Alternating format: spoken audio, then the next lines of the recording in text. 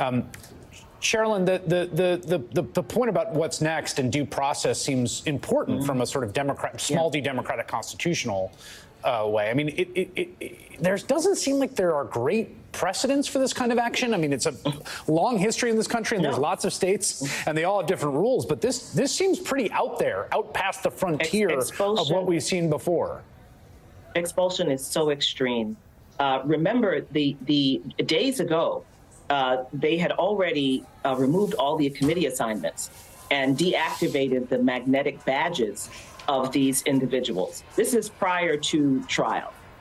You also saw statements from the speaker saying they will be expelled on Tuesday. Now, they're supposed to have a trial and a hearing and a vote. But the speaker announced the expulsion, not the proceedings for an expulsion. As I indicated, the last person who was expelled, it took months. It took a process. It took an investigation. It took the appointment of an ad hoc committee. So this whole process, the way it was handled, is the utmost disrespect, but it is about that power. And what they did today really underscores what Senator Lamar pointed out. This vote, which I expected would happen in the morning, did not even begin. The process didn't begin to the afternoon. They spent the entire morning doing regular business, and then they went into a series of bills, which they passed, providing for additional armed officers in schools and providing for mental health support for people who show up at the hospital. So to her point, they haven't dealt with the red flag bills that have been proposed by Democrats. They're not dealing with the gun lockup, and securing weapons bills that have been proposed. They don't want to do any of those things. They want to do the things that we already know don't work. We already know that there were 140 armed officers outside of the Uvalde school.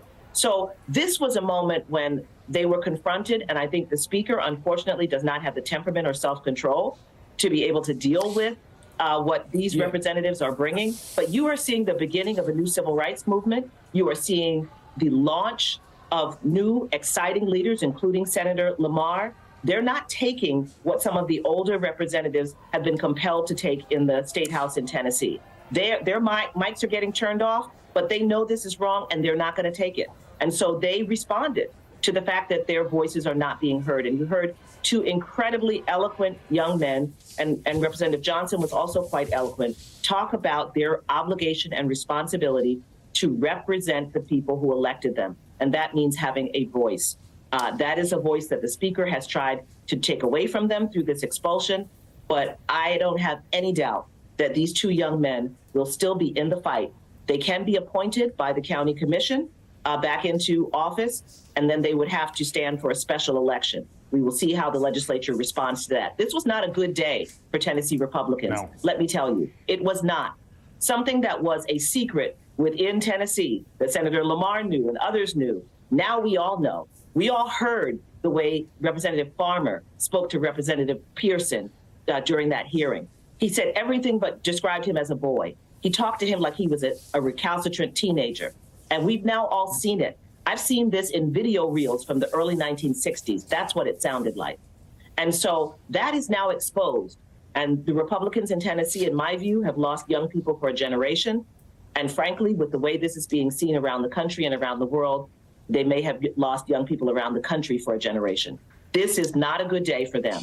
They may be feeling good that they were able to silence these two young men within the House for the time being, but the long game is the long game.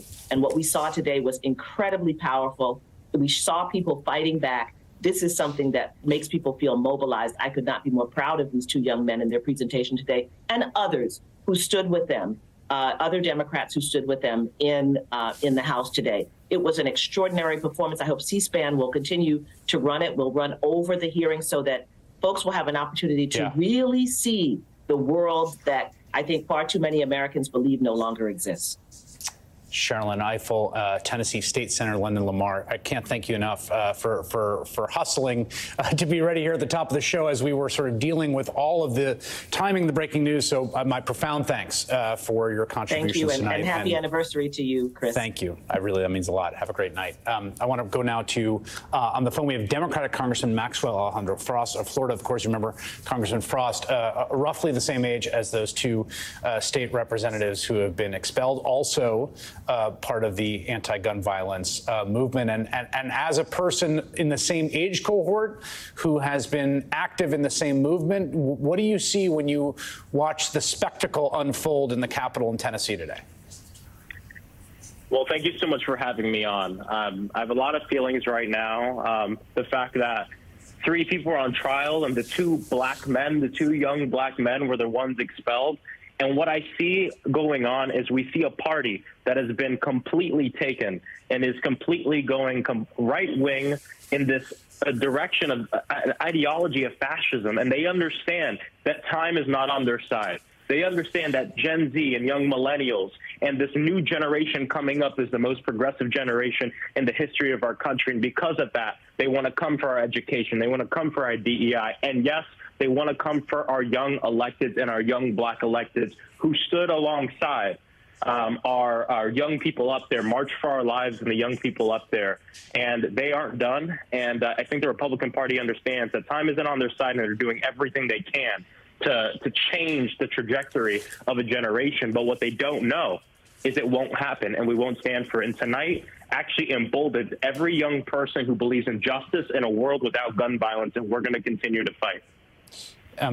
There has been a raft of legislation pushed by the Republicans in the Tennessee State House here, and we've seen it sort of across the country. They can move very quickly and expeditiously when they want to on certain issues, for instance, making sure that trans teenagers don't have access to health care. This issue, though, it seems that in the states there is no act too monstrous that will move particularly Republican lawmakers in these states to action on this front. Do you see things moving in your direction? How do you feel when you see the aftermath of another mass shooting and then watching the State House do what they've done in the last week? It's the same cycle I've seen the past decade since I got involved in this fight. I got involved in the fight to end gun violence at 15 because I didn't want to get shot in school.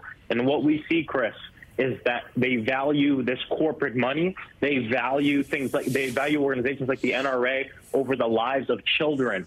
If your child, God forbid, were killed in this country or were to die early, God forbid, the most likely reason is because they were shot to death. And that is unacceptable to me. And so, again, time is not on their side. We have a new generation rising up who is demanding that enough is enough and that we deserve the true freedom and true liberty that should be afforded to us, and that's the freedom and liberty to live our lives without fear of gun violence. And I think they understand it, and that's why these legislatures are going completely right-wing and completely fascist right now, because they understand that their time and power is limited, and they're trying to get out everything they can before their time is up. And again, and I'll continue to say this, young people and all people in this country will continue to rise up till we end gun violence. It's the same cycle. We see it every single time, but we're not going to move on, because you know who doesn't move on? The families who have lost their loved ones. And behind every number, Congressman Maxwell Frost, sorry, I didn't mean to cut you off there, from Florida, joining us by phone as we follow the breaking news out of Tennessee, where 2 of the 3 state representatives have been expelled by the 2/3 vote required. Congressman Frost, thank you very much. We're going to keep monitoring what's going on in Nashville, and we're going to take a quick break and be right back. Don't go anywhere.